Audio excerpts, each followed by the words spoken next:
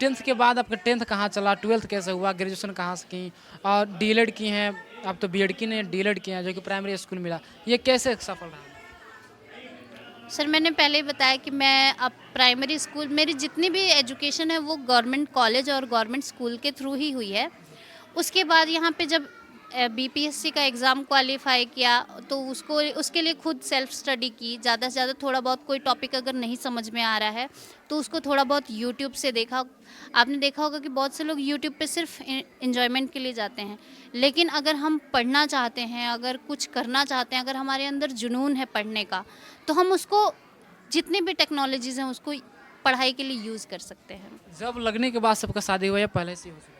Sir मेरी शादी 2021 में हुई थी, कोरोना जस्ट अभी ख़त्म ही हुआ था और सेकेंड लहर जब आई थी उसी टाइम पे मेरी मैरिज हुई। शादी के बाद से सब मैं जो है कि पढ़ाई कैसे मैनेज कर पाते थे? सर मेरी डीएलएड वगैरह सीटेट वगैरह ऑलरेडी मैं क्वालिफाई थी, बस जॉब के एग्ज़ाम्स मेरे देने बाकी थे, तो मेरे हस्बैंड ने मुझे बहुत सपोर्ट किया। फैमिली में भी बहुत लोग थे जिन्होंने सबने ऐसा कहा कि ठीक है एग्ज़ाम दो, क्वालिफाई करो, क्योंकि मेरी शादी का जो मेन वो था, मेरे हस्बैंड को ये चाहिए था कि उनकी वाइफ जो है वो पढ़ी लिखी हो, ताकि आगे आने वाली जनरेशन्स को अच्छे से पढ़ाया लिखाया जा सके। अभी आपके पति क्या है? सर मेरे हस्बैंड एक स्टील प्लांट में अहमदाबाद में जॉब करते हैं। सर पहले एक एग्ज़ाम होता है, जी। एक अगर आप एग्ज़ाम क्वालिफाई कर लेते हैं तो उसके बाद डॉक्यूमेंट वेरिफिकेशन वगैरह होती है, फिर उसके बाद एक ट्रेनिंग दी जाती है, उसके बाद आप विद्यालय में पहुंचते हैं। थोड़ा सा इसके बैक चलेंगे मैम, तो ग्रेजुएशन के बाद से बीएड की थी या फिर डीएलएड की थी? सर मैंने ग्रेजुएशन के बाद डीएलएड की थी, उसके बाद मैंने सीटेट का एग्ज़ाम क्वालिफाई किया और फिर उसके बाद मेरी जो जर्नी हुई अपनी तैयारी की स्टार्ट हुई। तो सर इसमें मैं सबसे पहले ये बताना चाहूँगी कि जो आपकी प्रीवियस क्लासेस हैं, जैसे कि कहते हैं कि जो बेसिक नॉलेज है वो बहुत ज़्यादा काम करती है आगे जाकर। मैंने बीपीएससी क्वालिफाई करने के लिए कोई कोचिंग वगैरह नहीं ली, कोई ऑनलाइन क्लासेस भी नहीं ली, लेकिन जो मैंने अपने एनसीईआरटी जो बुक्स होती हैं, एनसीईआरटी एससीईआरटी और जो डीएलएड की बुक्स होती हैं उन्हीं को ही फॉलो किया। तो पता चला जितने भी एग्ज़ाम आप दीजिए, देखिए कि जो बेसिक नॉलेज है उसी के ऊपर आपको डील करना पड़ता है। तो मैं यही कहना चाहूँगी कि अगर आप किसी भी एग्ज़ाम की तैयारी कर रहे हैं तो ज़्यादा से ज़्यादा एनसीईआरटीज़ एससीईआरटीज़ अगर इन आप बुक्स को आप अच्छे से पढ़ लेते हैं तो आपका एग्ज़ाम क्वालिफाई हो जाए। सुने कि आप चंडीगढ़ से बिलोंग करती हैं, वहाँ जो रह करके पढ़ाई की हैं, तो उतना दूर कैसे आपका जो कि व्यवस्था मिल गया? सबसे पहले ये जो कि यहाँ के सीटेट और ये डीएलएड करने की व्यवस्था है कैसे हो गया? सर मेरा जन्म जो है मेरी पैटर्नल फैमिली जो है वो शुरू से ही चंडीगढ़ शिफ्ट हो गए थे। वैसे मेरा गांव यहाँ बिहार में भी है, लेकिन हम लोग यहाँ पे शुरू से नहीं रहे हैं। तो मेरा बर्थ भी चंडीगढ़ का है, मेरी पढ़ाई लिखाई जो है सब कुछ शिक्षा चंडीगढ़ से ही हुई है। हम लोग वहाँ जितने भी मैंने स्टडीज़ की हैं वो गवर्नमेंट स्कूल से ही की है। पहले 1 से लेके 5 तक मेरी जो स्कूलिंग है वो सरकारी स्कूल में हुई है। उसके बाद मैंने नवोदय का एग्ज़ाम दिया था, फिर 6 to 12 तक मैंने नवोदय में पढ़ाई की। उसके बाद मेरी जो ग्रेजुएशन हुई वो मैंने गवर्नमेंट कॉलेज से की, फिर डीएलएड भी मैंने गवर्नमेंट कॉलेज से की।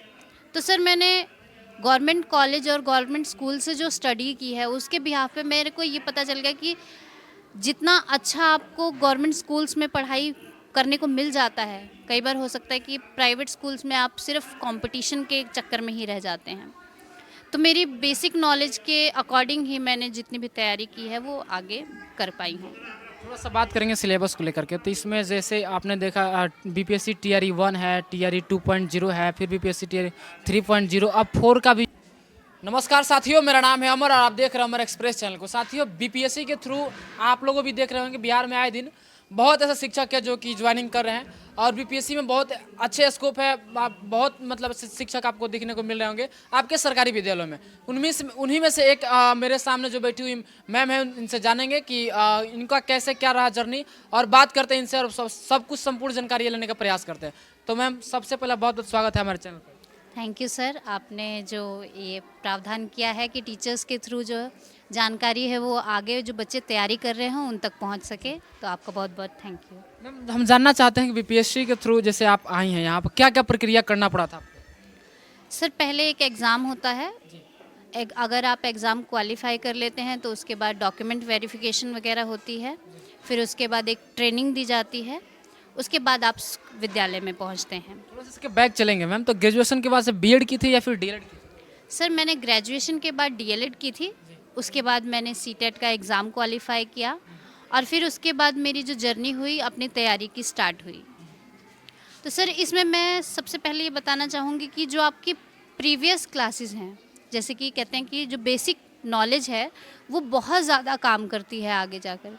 मैंने बीपीएससी क्वालिफाई करने के लिए कोई कोचिंग वगैरह नहीं ली, कोई ऑनलाइन क्लासेस भी नहीं ली, लेकिन जो मैंने अपने एनसीईआरटी जो बुक्स होती हैं, एनसीईआरटी एससीईआरटी और जो डीएलएड की बुक्स होती हैं उन्हीं को ही फॉलो किया। तो पता चला जितने भी एग्ज़ाम आप दीजिए, देखिए कि जो बेसिक नॉलेज है उसी के ऊपर आपको डील करना पड़ता है। तो मैं यही कहना चाहूँगी कि अगर आप किसी भी एग्ज़ाम की तैयारी कर रहे हैं तो ज़्यादा से ज़्यादा एनसीईआरटीज़ एससीईआरटीज़ अगर इन आप बुक्स को आप अच्छे से पढ़ लेते हैं तो आपका एग्ज़ाम क्वालिफाई हो जाए। सुने कि आप चंडीगढ़ से बिलोंग करती हैं, वहाँ जो रह करके पढ़ाई की हैं, तो उतना दूर कैसे आपका जो कि व्यवस्था मिल गया ये जो कि यहाँ के सीटेट और ये डीएलएड करने की व्यवस्था है, कैसे हो गया? सर मेरा जन्म जो है, मेरी पैटर्नल फैमिली जो है वो शुरू से ही चंडीगढ़ शिफ्ट हो गए थे। वैसे मेरा गांव यहाँ बिहार में भी है, लेकिन हम लोग यहाँ पे शुरू से नहीं रहे हैं। तो मेरा बर्थ भी चंडीगढ़ का है, मेरी पढ़ाई लिखाई जो है सब कुछ शिक्षा चंडीगढ़ से ही हुई है। हम लोग वहाँ जितने भी मैंने स्टडीज़ की हैं वो गवर्नमेंट स्कूल से ही की है। पहले 1 से लेके 5 तक मेरी जो स्कूलिंग है वो सरकारी स्कूल में हुई है। उसके बाद मैंने नवोदय का एग्ज़ाम दिया था, फिर 6 to 12 तक मैंने नवोदय में पढ़ाई की। उसके बाद मेरी जो ग्रेजुएशन हुई वो मैंने गवर्नमेंट कॉलेज से की, फिर डीएलएड भी मैंने गवर्नमेंट कॉलेज से की। तो सर मैंने गवर्नमेंट कॉलेज और गवर्नमेंट स्कूल से जो स्टडी की है उसके बिहाफ पे मेरे को ये पता चल गया कि जितना अच्छा आपको गवर्नमेंट स्कूल्स में पढ़ाई करने को मिल जाता है, कई बार हो सकता है कि प्राइवेट स्कूल्स में आप सिर्फ कंपटीशन के चक्कर में ही रह जाते हैं। तो मेरी बेसिक नॉलेज के अकॉर्डिंग ही मैंने जितनी भी तैयारी की है वो आगे कर पाई हूँ। थोड़ा सा बात करेंगे सिलेबस को लेकर के, तो इसमें जैसे आपने देखा बीपीएससी टीआरई 1 है, टीआरई 2.0 है, फिर बीपीएससी टीआरई 3.0, अब 4 का भी वैकेंसी आई है, फिर इसका भी तैयारी अभी चल रही है। तो ऐसे अभी बहुत ऐसे छात्र हैं जो कि सफल नहीं हो पा रहे हैं, उन लोगों के लिए क्या बोलिएगा? सर उन लोगों के लिए मैं यही कहना चाहूँगी कि आप प्रीवियस ईयर क्वेश्चंस को देखिए। अगर आप लोगों को बहुत अच्छी तैयारी नहीं है तो क्वेश्चंस को देखकर आप उस टॉपिक को तैयार कीजिए।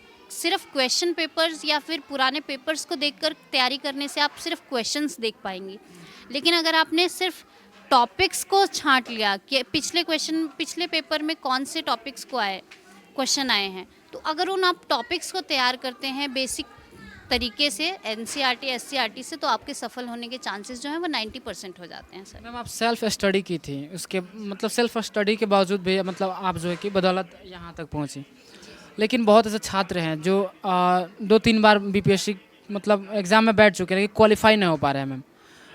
कहीं ना कहीं उनके अंदर कमियां हो जा रही है। सिलेबस के ऊपर थोड़ा सा बात कर लें तो सिलेबस में कैसे क्या करें कि उनका मार्क्स अच्छा ग्रो हो जाए? सर देखिए, जीके का पोर्शन है, उसके लिए आपको कुछ न्यूज़पेपर वगैरह पढ़ते रहना चाहिए। स्टैटिक जीके जो है वो आप किसी भी बुक से तैयार कर सकते हैं। प्लस आपकी जो ज्योग्राफी वगैरह है वो तो मैं कहूँगी एनसीईआरटी से कीजिए। और हिस्ट्री जो है, क्योंकि हमारी जो हिस्ट्री है उसमें ये जो हमारा फ्रीडम फाइटर्स की हिस्ट्री जो है वो ज़्यादा आती है, तो आप उसके लिए 9-10th की एससीईआरटी एनसीईआरटी कीजिए, उससे बढ़िया कुछ छात्र ऐसे भी हैं जो ऑफलाइन और ऑनलाइन क्लास के चक्कर में पड़ जाते हैं, क्या ये क्लास करना ज़रूरत पड़ता है या फिर खुद से कर सकते हैं? सर देखिए, क्लासेस करना ज़रूरी नहीं है, मैं ये कहती हूँ। अगर आपकी प्रीवियस नॉलेज अच्छी है तो ठीक है, लेकिन क्लासेस अगर कोई कर रहा है तो उस क्लासेस को रिवाइज करना बहुत ज़रूरी है। आपने देखा होगा कि जो ऑनलाइन क्लासेस पढ़ाने वाले टीचर्स हैं वो ज़्यादा क्या करते हैं कि आज से शुरू कीजिए और एकदम एग्ज़ाम के दिन तक आपको नई नई क्लासेस देते जाते हैं। तो बच्चा अगर रिवाइज नहीं कर पाएगा तो उसकी तैयारी कम होगी। जितने नए टॉपिक्स पढ़ेगा उतने ही उसकी पुरानी चीज़ें भूलता जाएगा। तो कोशिश करिए कि जितना आप पढ़ रहे हैं उसको रिवाइज अच्छे से कीजिए। जितनी अच्छी रिवीजन होगी उतना आपका टॉपिक क्लियर होगा, और अगर टॉपिक क्लियर होगा तो आप एग्ज़ाम क्वालिफाई कर पाएंगे। बाकी के जो वैकेंसी आए हुए हैं या बहुत से छात्र जो असफल हो जा रहे हैं उन लोगों के लिए क्या बोलिएगा? सर यही कहेंगे कि डीमोटिवेट नहीं होना चाहिए, किसी को भी डीमोटिवेशन, अगर आप एक बार असफल हुए हैं तो फिर से प्रयास कीजिए। जहाँ कमियां रह गई हैं, जिस सब्जेक्ट में आपके मार्क्स अगर थोड़े बहुत कम आ रहे हैं तो उसको और इम्प्रूव करने की कोशिश कीजिए। बस ये।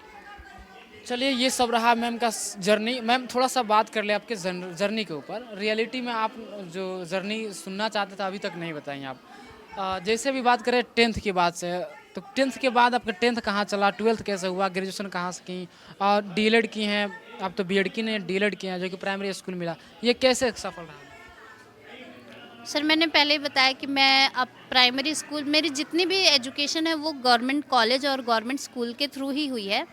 उसके बाद यहाँ पे जब बीपीएससी का एग्ज़ाम क्वालिफाई किया तो उसके लिए खुद सेल्फ स्टडी की, ज़्यादा से ज़्यादा थोड़ा बहुत कोई टॉपिक अगर नहीं समझ में आ रहा है तो उसको थोड़ा बहुत यूट्यूब से देखा। आपने देखा होगा कि बहुत से लोग यूट्यूब पे सिर्फ इन्जॉयमेंट के लिए जाते हैं, लेकिन अगर हम पढ़ना चाहते हैं, अगर कुछ करना चाहते हैं, अगर हमारे अंदर जुनून है पढ़ने का, तो हम उसको जितनी भी टेक्नोलॉजीज़ हैं उसको पढ़ाई के लिए यूज़ कर सकते हैं। जब लगने के बाद सबका शादी हुआ या पहले से ही हो चुका?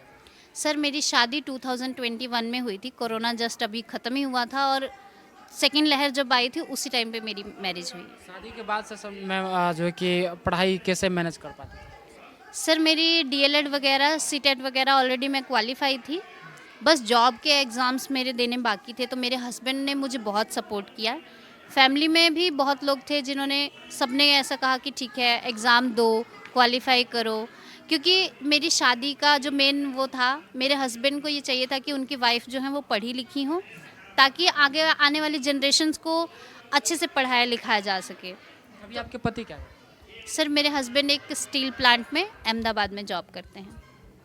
हैं? कहीं ना कहीं ऐसा भी तो लगता होगा कि आप स्कूल जाइएगा पढ़ाने, तो उनके मन में कोई ना कोई किसी ने बात को लेकर परेशानियां भी तो होती हैं। सर बहुत लोगों ने ऐसा मेरे से क्वेश्चन किया कि आप अकेली रहकर, घर से दूर रह के, फैमिली से दूर रहकर अकेले रहती हैं और स्कूल पढ़ाती हैं, तो आपके हस्बैंड या फिर आपकी फैमिली आपके ऊपर क्वेश्चन भी कर सकती है कि, क्योंकि आज सिचुएशंस ऐसी हैं कि लोग नेगेटिव सोच भी रखते हैं और नेगेटिव चीज़ें हो भी रही हैं।